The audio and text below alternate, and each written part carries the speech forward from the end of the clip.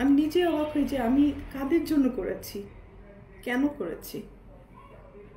এই সমস্ত কোশ্চেনে নিজের কাছে নিজে করতে করতে এখন আমি না মানে অনেক হিসাব মিলাতে পারি না, যার কারণে আমি সব কিছু থেকে দূরে চলে গেছি। আমি আর কতদিনই বাঁচব, যে কদিন বাঁচতে চাই একটু সুন্দরভাবে বাঁচতে চাই, একটু ভালো থাকতে চাই, একটু ভালো খেতে চাই, আল্লাহ খুদার নাম করতে চাই।